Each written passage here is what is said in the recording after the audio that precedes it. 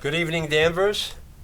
This is Mark Zubarek, joined with John Toomey and Matthew Duggan.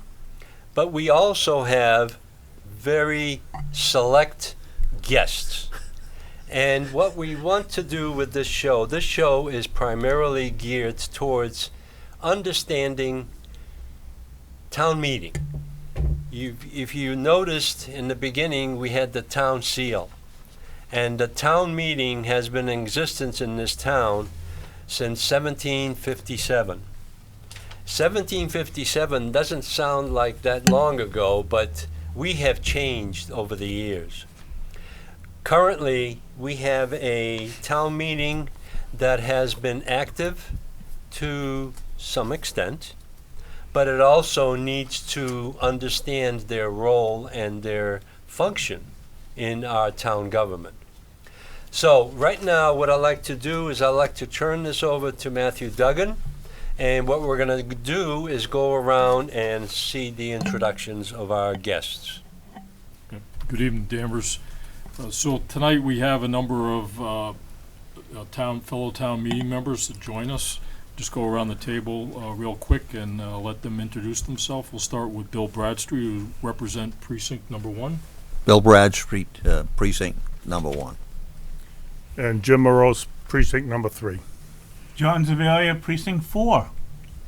Tony Betancourt, precinct 5. Dana Michael Hagan, precinct 5. Deborah K. Nicolini, precinct 7. Mark Zubarek, precinct 7, but you are John Toomey. John Toomey. He's been around forever, right? Feels like it, yes. That's right, but you've been involved in town meeting in the Yeah. past, yes. So the reason that we've invited these guests is that there's been some discussion recently that town meeting has become kind of a weak organization, is not really doing its job, that it could be more engaged with the community. We see that just a small group of town meeting members are engaged in terms of going to meetings and understanding some of the issues that are in town. Many town meeting members don't really seem to understand the necessity to be engaged. They may attend the town meeting every May, but that sometimes can be the extent of their involvement. So the people that we've invited tonight are known for being participating throughout the year in terms of understanding the issues in town, and also offer their perspectives and suggestions on how we can make the town a better place to live and work. So what we want to do now is just kind of go around the table. Each person can have a minute or two just to explain what their thoughts are for this topic, and then we can kind of expand on that after we've gone around. So we'll start with Bill. 2 years, I'll have 25 years as a town meeting member. This is not like presidential or senators where there should be or are time limits for terms. The longer you serve, the more you learn about how the town operates, what we should be doing, what we shouldn't be doing, what we would like to do. So it makes a big step if you get involved, know what's going on, try to make the right decision, help yourself, and help the town. Bill, one of the questions that has been raised in the past is, why did you run in the beginning? Why did I run? I wanted to become involved. I worked for the town. I wanted to see if, by being a town meeting member, I could help the town and myself, because I work for the town. It's puts you at a disadvantage at some things, but not really, because working for the town, you have a better feel for what the town does or should be doing. Good. Thank you. Okay, yes, so I've been a town meeting member since, like, I don't know, the late 90s, and I had no intentions of ever running for office or anything like that. It's just that I got involved in some local issues with the neighborhoods, and they said, hey, you should run for town meeting member, some of the town meeting members that were up there. So I ran, and then I think in the early 2000s, I got thrown out on my ear because of the yes, no, maybe, I don't know, that inclusion, I got thrown out. Well, that's part of the democratic process.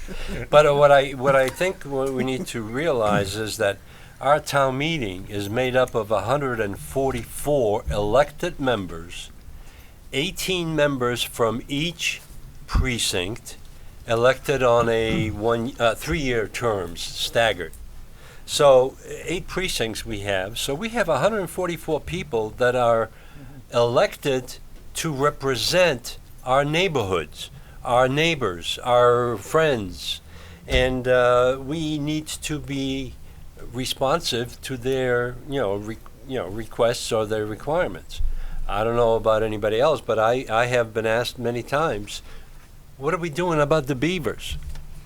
So it's one of the things that we do. Well, John? let me throw John in. knows Okay. about the beavers. Am I up? You're No, not talking yet. about your town meeting members representing the neighbors. Town meeting members also are the final yes or no on all the stuff, all the benefits and so forth that are going through town. You're voting yes or no how to spend the town money. And it's not a neighborhood, it's a town Townwide, situation. yeah. If I could add, Tony said that he was not reelected, ran again. The That's point, Jim. the point with what he said to me was, it means conversations take place. Right. Whether you agree or disagree, at least people are talking about what they should be talking about. They might not agree with what you have to say, but you have to get the idea out, whether it's good or bad, and listen and let someone else do the same thing, so we hear enough verbiage so that we can come to a good decision. Not We- my decision, but a good We one. are the legislative body of this town. And this is where we come in. I hope that we don't sit there and rubber stamp every proposal that's made. And the thing is that we have to think about the whole town as well. But we're focused on the neighborhoods, on the precincts. John? I've been I've been a member since 2007. Even from a young age, I've always been involved in different city. When I lived in Salem, I married into Danvers in 2004. But starting from the age of 21, I've been on different city committees. First one was taxation and services at 21. I've always been involved like that. And I'm not going to change. So my thing is, we haven't had a charter change in over 20 years. I've done a little research on other cities and towns, or other towns, and during this show I'm going to make a couple of suggestions, because you can bet right now the selectmen will deny they're watching us, but they're watching us. Because when I've asked them in the past, when I used to do the show with Mark, hey, did you see the show? Here's the answer I got. I wasn't home at the time. Okay. But they watch us. They pretend they don't, but they watch us. And they're watching us now because instead of seeing us as someone to help, that we're all in this together. But sometimes the selectmen look at us as, like, Mark will suggest something, and right away it's DOA, even though it may be a great suggestion. Bill Bradstreet makes the same suggestion. It's a great suggestion. I'm not lying here. I've seen it. I've seen it when Mark first brought up about, and Mark drives me crazy at times. Mark brought up about how our electric rates were really too high, and turned out they were putting $500,000 aside for the retirement fund. 5 million. $5 million, excuse me. So, and all of a sudden, 2 years later, the FinCom starts saying the same thing Mark was saying. But people are trying to put Mark down, and at times, like I says, you drive me crazy, but sometimes you're ahead of the curve, but then again, the way you do things sometimes, have some disagreements. Well, that's okay. I appreciate that. Let me go to Mr. Betancourt. Mr. Betancourt. Yes, I've been a town meeting member for at least 15 years, if I'm not mistaken. Why I got involved was, believe it or not, I live up on Thorpe Circle, and the airplanes started changing their routine and driving me crazy. So I started calling around and talking to town meeting members and people in town. And the CR Lions called me up one day and told me, hey, there's Precinct 5, there's a seat open for Precinct 5. Why don't you go down and fill out some papers? So I did. And here I am. Now I'm here. I'm trying to do the best I can for the town. I try to pay attention. I watch the meetings. I like to go to the meetings, but I notice going to the meetings before, I've been watching town meetings since I've been in Danvers. I've been in Danvers almost 42 years. And when you watch the selectmen meetings before, there should be a lot of people in the audience. If you watch today, there's no one. The only ones there is Mr. Badstreet and Matthew. That's basically it. I mean, it's funny. I mean, I don't know what happened, but it seems like, I don't know if they don't want anybody there, though. They chase people out, but it's not like it used to be. I mean, I've been watching it for so long. I mean, I remember when Mark was on the board. I remember Mr. Sears when he was on the board. I watched all those people. I mean, and that was the whole, thing of it. And it was like, it was interesting. I've been watching it for a long, long time, and I'm still watching it today and trying to do the best I can for the town. Thank you. Michael? Dana Michael. Dana Michael Hagan, Precinct 5. There you go. I was very fortunate at a young age to become a member of the Danvers Police Department in 1974. Policing has changed quite a bit since that time, but if you kept your mouth shut and your ears open, you learned a lot from those older than you. One of the big, when we talk about the town meeting and how people say that it is weak, I must say that when I, as it got to be in the early 80s, there was a buzz about, which keeps coming back to this town, about the town trying to eliminate civil service.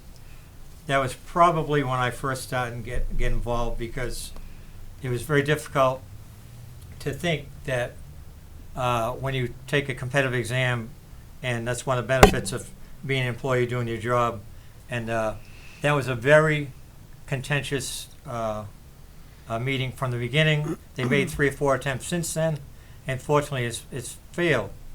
But if it wasn't for the town meeting that stood up with all the dynamics, the arm bending, the whispering behind the doors to each other, hey, how you going to vote on this, how you going to vote on that?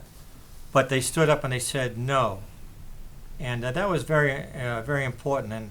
And that's what really got me involved to stay to the end, to make sure that issues like this, even though people complain, you're a town employee, you're a town meeting member, you're voting on your own raise and things like that, but that was just one issue, civil service, and that went 20, 30 years. And then there are other issues that go back. Ball fields, lighted ball field. That was almost a brawl over that. I if my memory serves me right, it was a real close vote. Yes, it was. And people wouldn't talk to each other. People get divorced over stuff like that. Not you, Tony. But what happened was these were meetings where the town meeting had a voice and spoke up. But you see, that's when town meeting was active and involved in the day-to-day meetings that were happening. What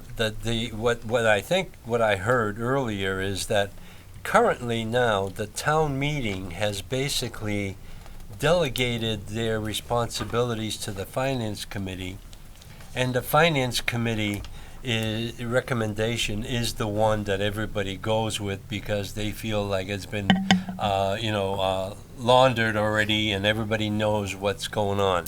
That's not totally true. So actually, when the town meeting itself, the whole body of 144 people, stand up and debate this thing, whatever issue it is, turns out to be what's good for the town. And that's what you've experienced. And the debate is good until people start talking about how old they are, how old their houses are, and things like that. That's when it's time to move it on. But I just want to say one more thing, that gave me the start. And since that time, I've gone from Precinct 3 to Precinct 5. And then I've been a member of the retirement board. for 18, 19 years, and now library trustee, longtime serving trustee and chairman of the board of that. But this is what really gave me the start. Great. Thank you. And next we have Deborah. Yes, I'm from Precinct 7 and semi-retired. I work for an engineering firm on a consulting basis right now. And what got me involved in being a town meeting member was fiscal responsibility with how the taxes are collected and how they're spent.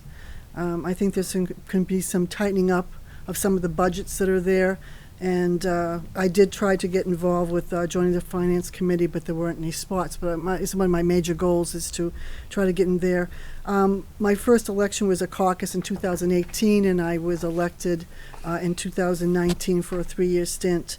I realize that town meeting members are volunteer positions, and I do believe that there's a lot of communication and information that can be shared between all the precincts, and I want to try to work with the group here and others that want to share that information in order for us to make a stronger inroad and for the town.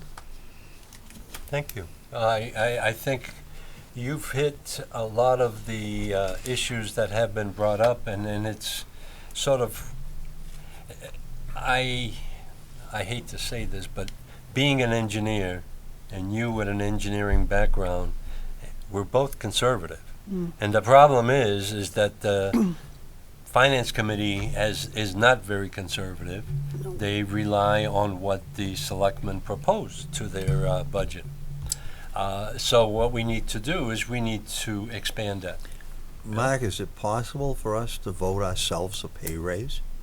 Well, I was wondering because now the town selectmen, through the town manager, are giving the selectmen an increase in this coming budget to, I think it's $3,000 and $4,500. And they were not elected on that. I mean, you know, when you run for office, it's not a paid office. That's not why you run. That's right. That's not why you run. The payment is nowhere near to how much time you spend as a selectman. Selectman is a part-time job for 40 hours a week. So, let's go on. I still think we ought to vote ourselves a pay raise. Well, maybe we should get $100 a year. Well, do you think the town manager will let us? Well, can we impeach someone? Oh, boy. Citizens petition, absolutely. But here's the question I have. It's a good question you have there, right?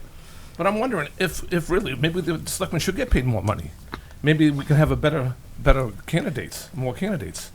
You know, maybe that's The a better idea. selectman position is not about money. No, It's more about ego power. and power and their acceptance of being, you know, all encompassing. And they've been there too long, for one thing. And we as town meeting members really don't do anything about it, but we are also there for a long period of time. I would like to ask a question is, how do we encourage other people to run for these offices? I'll give mine up any day.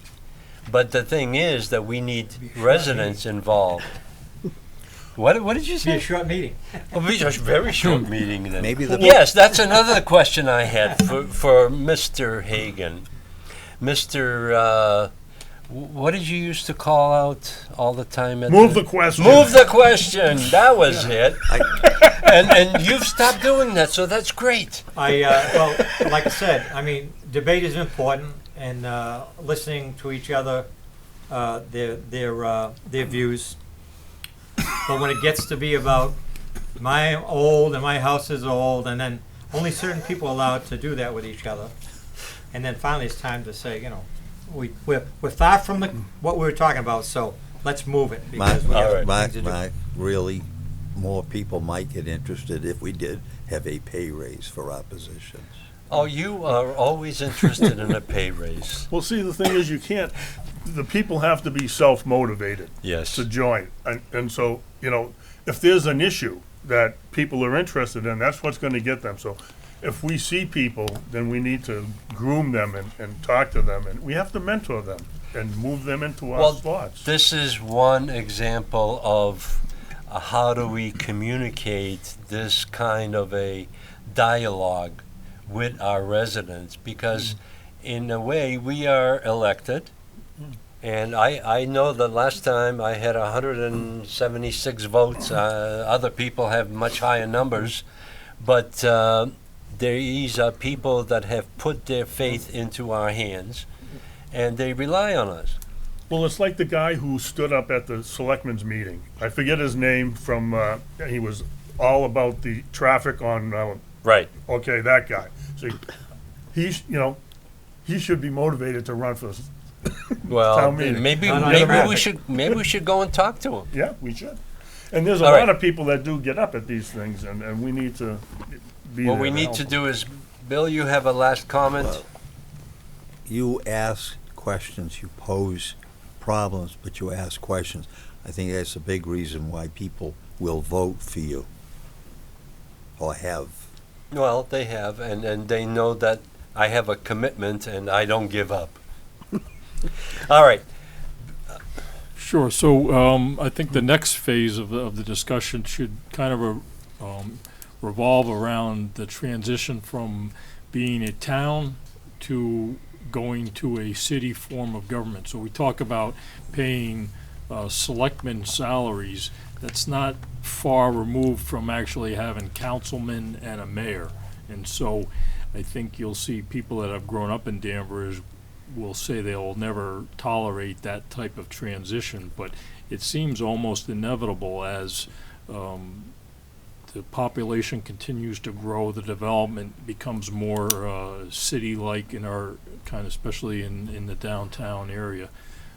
Perhaps you can just offer a thought or two on what you think about the feasibility of moving to a city type or city form of government. There are different types, but the ones that we're familiar with are usually mayors and councilmen.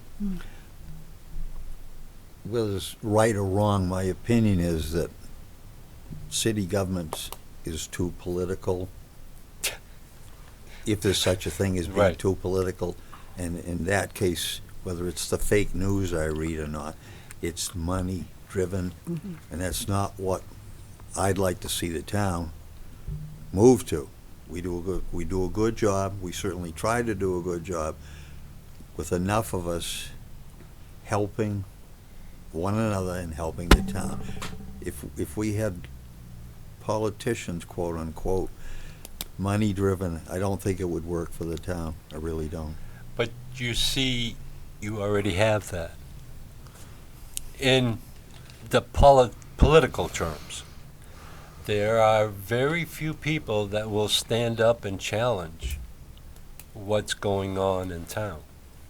Then we need a charter commission. We haven't had one in 20 years, right? Hold on. Absolutely. We need a charter commission because, like, someone like Bedford, it's in their charter that they got to check it every 5 years. Right. Well, not check, but they have a charter Review commission it. every 5 years. They review it, and there's a bunch of changes that I would propose for a charter to change a few things. Some people may not like naturally, and some that make a lot of sense. Thank you, John. There's a big issue coming around now. All these towns that got the marijuana and everything in the cities, okay, so there's all sorts of graft going on. Now, if you think about representation, you're gonna have what, 6 councilors, 7 councilors, and 1 at large? But now you got 144. You've got 18 in your precinct that the citizens should be able to contact, and someone's gonna have to pay out a lot of money to pay off 144 people than 8. Okay? Boy, that was succinct. Are you thinking about the fake news? Hang on. I'd Tony? like to bring up a point. The point I've known some people that have been town meeting members, okay, and they got out. And the reason why they got out was because they went, in the goodness of their heart, they want to do a good job and do things for the town. But when they went into the meetings and stuff, a lot of the stuff, you just can't do anything about it. It's like I don't even know how to explain it. It's just like it's Cut and dried. cut and dry. And if you have the right opinion, we know you can fight on opinions or whatever, but things don't make sense. Well, And that's all the why. So you action- get frustrated. Why bother? Yeah, all the action happens at the FinCom meeting. When you get to town meeting, it's almost You know, like last town meeting, Jack Billings got up, and he wanted to just take a couple of Oh, yeah. money, $100,000. $100,000 Yeah. bucks, and no one could. No, we can't. No, we got a script here. We can't go off that. Well, go ahead, John. Okay, two things. One is you're talking about the individual items that you're going to vote on. If more town meeting members presented themselves at the selectmen's meeting and the FinCom meeting and so forth, and discussed at those meetings the individual warrant articles, you would have more control over what's going on. And the other thing too is, at least from what I can see, there isn't that much debate at town meeting. The items come up, it's a yes or no, and boom, it's gone. To me, and I've had several citizens bring this up, you should be having either individual precincts meetings or an overall town meeting prior to the town meeting. Yep. So that you can discuss the overall, all of the warrant articles. And you can discuss that and get a better idea so that when you finally come to town meeting, if you're going to go into a just vote and no debate, at least a group of you has had a discussion and you have a much better idea of what's going on. That's it. You're absolutely right, John. The problem is that people don't devote enough time into investigating what's really, the budget is no, there's no magic to it. The problem is that these increments of increases happen as a result of inflation. That's what they call it. However, have there been any efforts to reduce those budget line items through efficiencies, through a reduction in staff, through a reduction in contracts that they award? And the thing is, nobody asks those questions.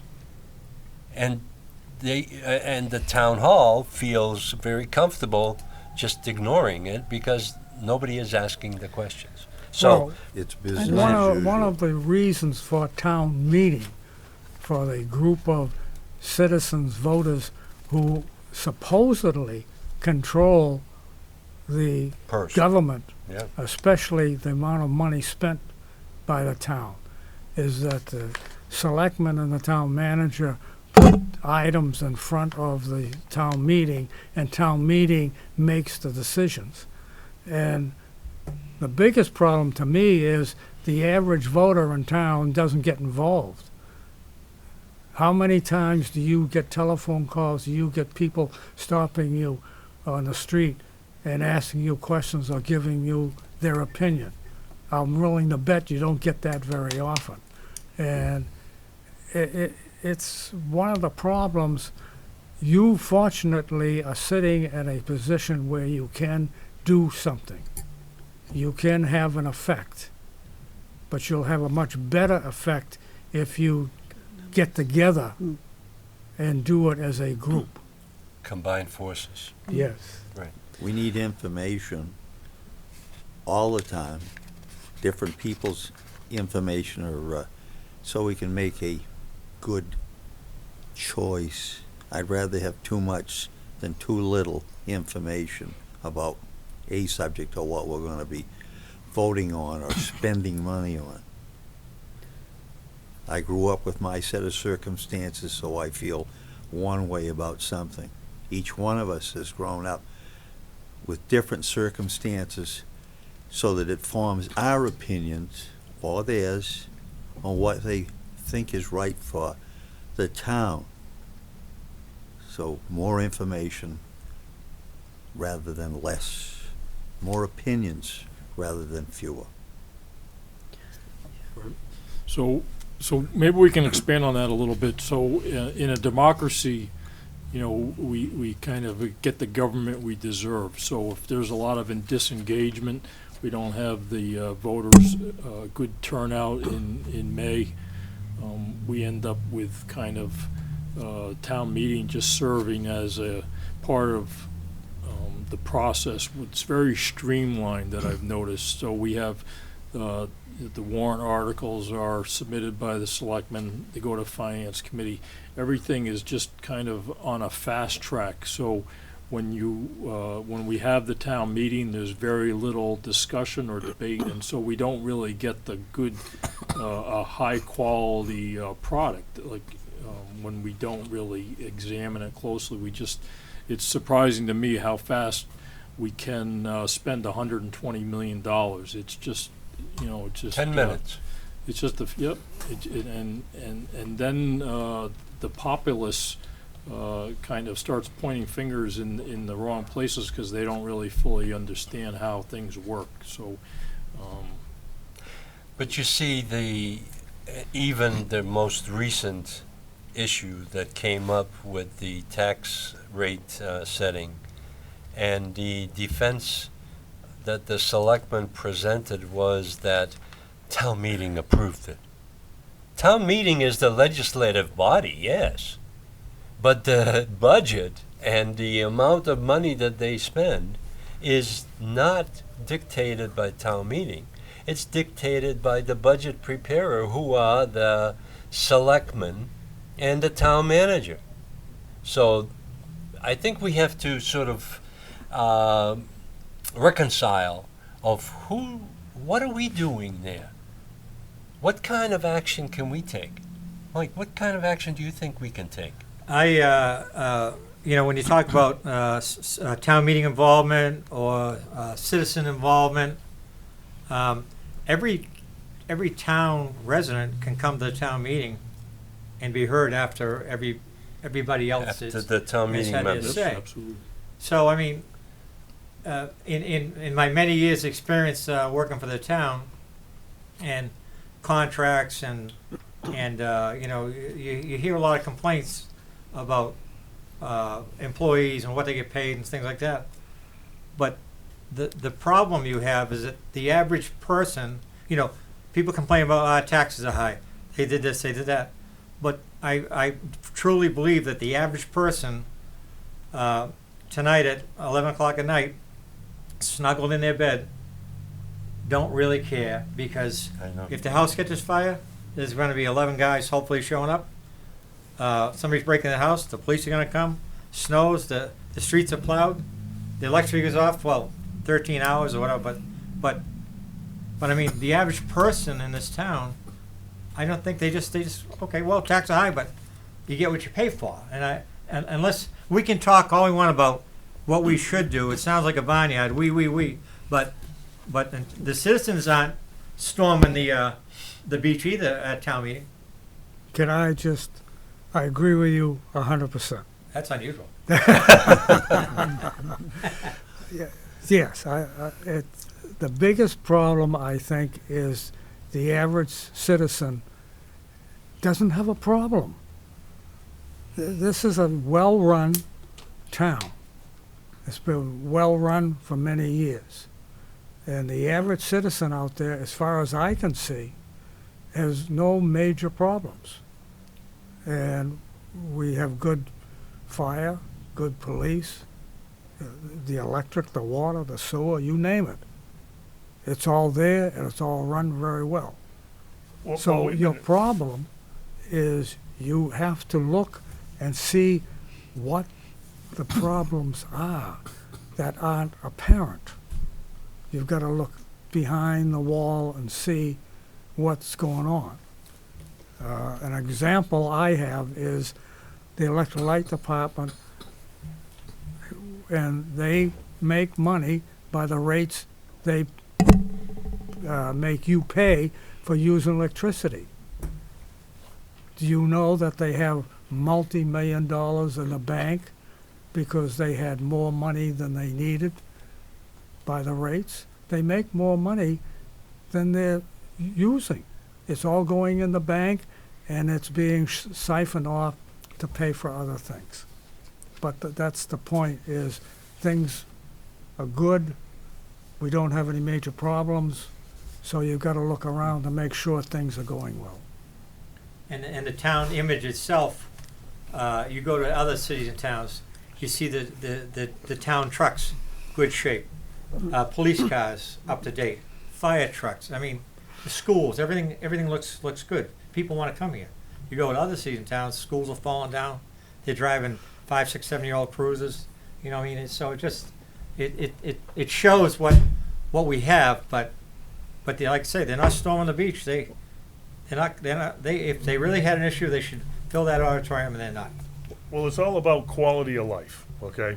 Quality of life. And so everyone is what we call it, like I was, fat, dumb, and happy. I couldn't care less. I'm living my life. I ain't got time to get involved in this stuff until something happens.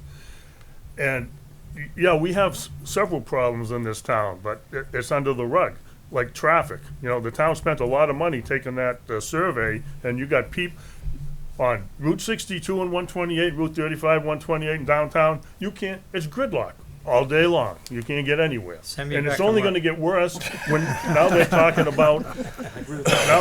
about, quadrupling the density in all these overlay districts downtown, which they've already started, and they're gonna do it again. So, I was the only one who stood up at town meeting and highlighted that whole thing, and I felt like like all guns were pointed at me. But I said it, and everything just gets passed. Traffic is a real issue, but Yeah. what do you do with it? People go through our town to go to work. If you decide that they can't come through your town, no business is gonna make any money. You know, they go through their town. I mean, we're a busy town, but Well, yeah, but see that those traffic things, there's nothing worse than sitting in traffic on 128 than going to meetings talking about traffic on 128. And we were there, and this is one size fits all. These intersections they put in were designed for like New Hampshire, when you got hundreds of yards between the lights. You can barely fit 5 or 3 cars. It's just, you're just built-in gridlock. But you see, the town meeting, as a member of town meeting, you have very little control of that. The only control that you have is the management of the town by looking at the selectmen and the town manager of how that is being effectively either implemented or changed or revised to compensate for the traffic that we have. But traffic is not the only thing. There's traffic, parking, there's School test scores. school test scores, the increases in the tax rates. But those are the things that we, as town meeting members, need to consider when we review these budget proposals. Well, see, I disagree with you on a certain extent. A prime example of, as far as I'm concerned, town meeting missed the biggest question that they had with the rezoning. When the overlay district went in, there should have been more questions, more discussion about parking and traffic. And there was very little discussion on that. Traffic has been mentioned as a problem now. Wait till they start the project on 128 at Endicott Street. All that traffic is going to have to find another way to get through town, around town, or whatever. If you think things are bad now, wait, and from my understanding is, when the town has tried to talk to the state about it, the state's too busy to get back to us. The trouble with that is, I used to work in Boston in the 80s and 90s. And when you went from Boylston Street up to Berkeley to Storrow Drive, all the traffic lights were in sync all the way up, both ways. And you don't have that. I'm on 62 all the time, trying to get on 128 to go to Endicott. And the traffic lights, for the most part, are not in sync. And they run the most effective when the traffic lights are in sync. But you don't see that. You don't see that like you should, like they do in Boston on Berkeley Street. All the way up, it's in sync. And I think that's another way to help this, because they're right. The running room is not there. I get it. But at least have the traffic lights in sync, which they don't for the most part. Can I say something?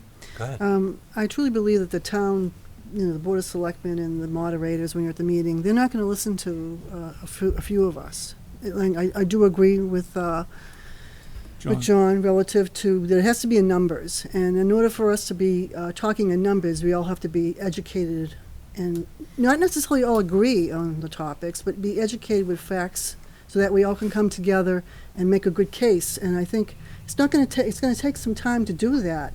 But unless all the town meeting members get up and start getting involved, you're just going to go to meetings and just hear 3 or 4 no's and all yays. And it's not a revolt. It's just that you need to educate people and see everybody in the town that's not a meeting member should understand how the town spends their money. Regardless if they have a problem with it or they don't have a problem with it. They need to understand how their money's being spent. Ask questions. All right, what you're saying is kind of true, but I don't see it that way. The reason why I don't, okay? When I had my problem, okay? First time I got was over 200 signatures, okay? Did nothing. Then I got another 300 signatures. They were going to take an advisement. Then finally, I went and I got, back then there was only 15 town meeting members, okay? Out of the 15, I got 13 to sign a piece of paper for me to get something done, okay? I didn't call the 2 that I knew because I knew they weren't going to go where I wanted to go. Come to find out, they got to get back to you. Well, it's been 15 years, they haven't got back to me yet. And this is where perseverance is an issue. We as town meeting members have the responsibility to pursue and persevere through by asking over and over again. You know my position. I've been asking for a lot of things and I get beat up, but that's okay. Yeah. That's what it's about. But the thing is that, going back to your question, Deborah, is in the past, and I'll go back to 95, 97, 2000, 2005. We were in Precinct 8. We were all the area around. And we used to have precinct caucuses in a restaurant down the street. We were led by someone, not myself, but Bob Ryan. Bob Ryan was always interested in what was going on. But he has finally said, I've had enough, I'm out of here.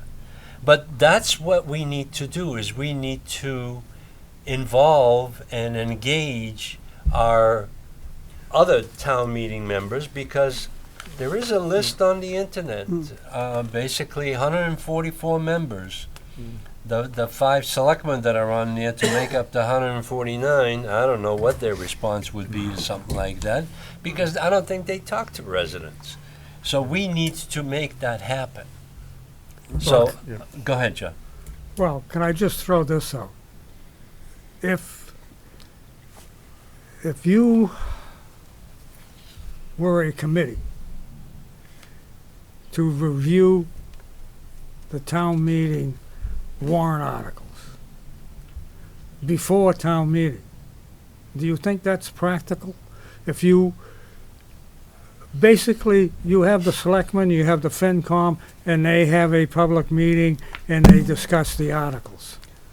But you people don't discuss them until you get to town meeting. Yeah, well, that's a good between. point, John, because everything the town does is structured, and you got to work within their confines. But if we got together, so we should have our own town hall style meeting. Just do it right here, Well, and just have it just open mic night. You got an issue, and we should just read the warrant articles right here. And anybody that's watching on town, just Scott Brown is my hero.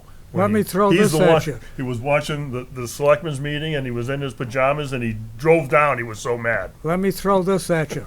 Do it. Yeah. Do it. Open mic. We'll get the warrant articles as soon as we can, and we'll just schedule it. And I just think we need more info. Like, I kind of research other towns, and a lot of them, like, especially Burlington, Mass. You know, it says right in Burlington, Mass, you know, what the date of the warrants are, what the deadline is. They got info there. And I'm sure we could do the same thing. And if there's an issue of people power, I have said this suggestion for years. The high school students have to do 40 hours of community service. So let their community service be doing the minutes, doing this, doing that, because the minutes of the meeting, Joe Collins is an extremely competent town clerk, but I spoke up a few months ago about an issue. I spoke for about 5 minutes, and all it says in the minutes is John Zavilla spoke about a certain thing. And that's all it said, which I guess they're legally allowed to do, but you go to other towns, and it's more involved, what was said. And I just think that's another thing they don't do. When it suits their purpose, the minutes are like really beautiful.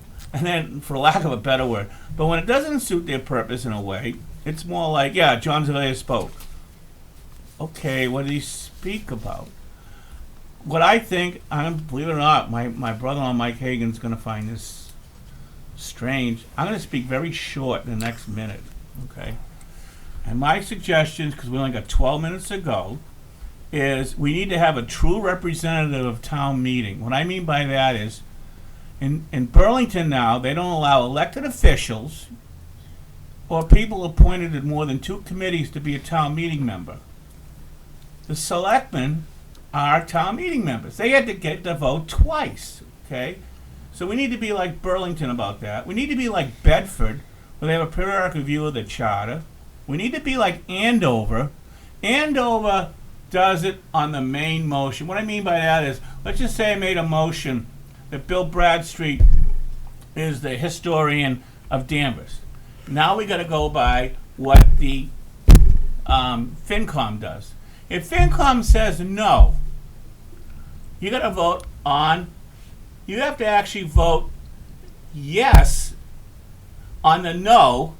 And if you want Bill Bradstreet, you're voting no on the yes. Now, how does that make sense? And I think they need to change that in the charter, where it's the main motion, and you put down what Andover does. FinCom voted 4-3, Selectmen voted 2-1, or whatever. And the other thing I want to bring up is vacancies on the Board of Selectmen. Right now, other towns, other cities, Boston, Saugus, they do runner-up. And we do let's appoint someone. And my pal, Bill Clark, and he is my pal, likes to tease me how Salem took 302 ballots to elect somebody, but that's going to happen when you got 10 votes. What Bill doesn't say is, Danvers took 4 months to fill someone on, I think, the school committee 20 years ago.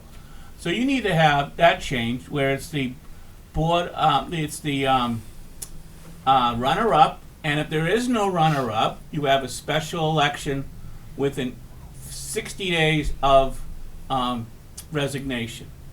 You take it out of their hands. That's my opinion. And guess what? I'm through. I'm through here. I wonder how many warrant articles are still out there with money in them that we don't know about. There's a whole bunch. Yeah, so, Matthew, I'm sorry. I just want to transition. So we've heard a few comments about traffic and density. So we have a warrant article coming up for February's special town meeting that involves overlay districts for commercial 1A or C1A and C1, and also for industrial 1. So it's Maple Street downtown and the High Street corridor out to the highway. So that's actually right through the middle of Precinct 1. So I've heard comments from fellow town meeting members in Precinct 1 about the impact that that's going to have, because we're basically relinquishing zoning control, local zoning control, and transferring that power to the state.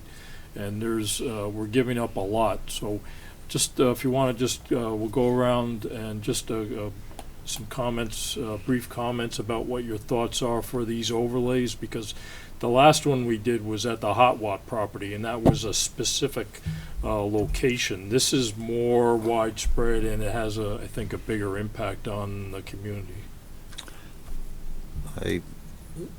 I'm not going to say the wrong thing, so I'll pass Yeah, to that's somebody fine. else. I think this would be a good moment to use, implement getting the town meetings in an informal meeting, because everything is structured, so maybe like sometime in January, we should just get everyone together and talk about what do we want Danvers to look like? You know, it doesn't matter what, it all boils down to traffic and density. That's all it's ever gonna be about, and the town wants revenue and money. Yeah, So- and it's a complicated topic. Zoning is not something that people typically read as a form of leisure. So, John, just A couple years ago at town meeting, I'm all for this project. However, there's a line in the materials that were given to us that said about how the DEP has a list of properties that, there might be some issues with. I get up at town meeting and I say, well, what properties are there? How many are there? And I really don't get an answer. I don't really get that there's 40 properties, 10 properties, 2 properties, 10. All it says is it's on file at the Department of Environmental Protection. Why? Why do you have to do that? Why can't you just tell us how many? Or if you tell us how many, are we going to then go, whoop, thumbs down? I don't know. And that's the issue I have with the overlay is how much, I guess, bad soil or bad stuff is there that you're really not telling us about. Okay. Thanks, Tony. I think there's a big problem there. The reason why I think there's a problem is one of my pieces of property abuts that right on the line of this proposal going in. And that's what I'm trying to think. I think I'm moving there, but I'm not sure. I mean, this is kind of crazy in a way. And they're going back kind of deep. They're going back into Alderman Street, if I'm not mistaken, right? Yeah, it's So not just stop along- it there. You got these big buildings there, and then if you got High Street, as wide as it is, there's a problem. I think you need wider streets. I think we have to really do a little bit more thinking, okay? I mean, we don't want to be the city of Boston, or I mentioned the city of Beverly like last minute. They all went nuts. But if you go down Tool Street and take a look at those buildings, I mean, come on. Exactly. Yeah. You know, wide street. They don't want to hear it. But, and I know it's not going to look like Beverly because they're trying to set them back a little bit more, okay? But still, we got to stop to think. I mean, 128 right now is a parking lot at certain times. So, I mean, you just can't throw all the stuff in and then all of a sudden just expect it to happen. It's going to get worse. So I think a lot more thinking, and they're trying to rush this through in a way as far as I'm concerned. And it shouldn't be. There should be a lot more thinking into this, and we should really be smart about it as far as I'm concerned. Good point. Mike? I'd be interested in getting more information. You ride through Beverly and you say, is this what Danvers is going to look like? People, I don't know, I grew up in the 60s, early 70s, and, what are they going to make it at Harvard Square? People are going to live over a restaurant, Rocco's or something, and where are they going to park their car? And getting back to my brother-in-law here. My ex-brother-in-law here. You know something I don't know? You didn't know that tonight. But there was, if they're not given the list, there were people who lived in this town way back. There were gas stations right in Danvers Square, right there by Brothers and, up there by Dave's Mobile. There's 3 or 4 there. It was So, on and then all 4 on corners. Park Street, on the corner of Park, there was 2 there. So, I mean, there's a lot of contaminated soil there. They just, at this point, I'd have to. But then again, we can say all we want about it in town meeting, but if the residents of the town, they don't get involved, they're just going to be, oh wow, this happened. Look at this, I agree with you. I think there needs to be a little bit more of education and more information. I'm really not that informed on it as it is, but just listening to you, I understand that there should be a general town meeting before this to discuss, to educate. And like you said, maybe it won't make a difference, but at least you have to try. You have to try. Just take the committee that you are sitting on and make it a formal committee and do what you want to do. See, John's right, because when I did my little research, like in Needham, there was this committee on, when they changed their form of government, and one of the town meeting members wrote a 64-page report. And in Burlington, there was like the sidewalk study committee. So John Toomey's absolutely right, where you got to kind of probably take the bull by the horns, which no one really is, and just say, hey, we're doing, a bunch of us are doing this. Because the selectmen, instead of looking at us as a helping hand to them, we're looking at us as, the opposition, which we're not. But sometimes when it's our idea, it kind of gets like this. And when it's their idea, it's great. But it's all comes down to revenue. Revenue. That's what it's all about. And the problem is, Hot Watt was sold as a $345,000 incentive from the state for 40R adoption. Now this is coming in at $600,000 as an incentive for adopting 40R. 40R is a convoluted effort by the state and the legislature to increase housing for the congestion and the high rents in the city of Boston, Springfield, and Worcester. And they are asking us to pay for it. The thing is, do we really want it? And there are not enough people that will go and express their opinion. Tonight, we have an opportunity at Town Hall, 7 p.m., the planning department and the planners and economic developers, all the directors that they've hired, are going to do their sales pitch for us. And they will listen to the response from the town meeting members that do show up, but very few do. So maybe this is an opportunity to wake up and smell the roses, because they're going to go right by us. Because when we get to town meeting, it's going to be a sales pitch you wouldn't believe, similar to what has happened on the Hot Watt properties. So I just, we have 2 minutes. I just like to thank everyone for attending this. And we wanted to make sure that this is educational for all of us. So if you have like a second or two for wrap up, Deborah, it's up to you. You want to say anything? I appreciate everybody coming.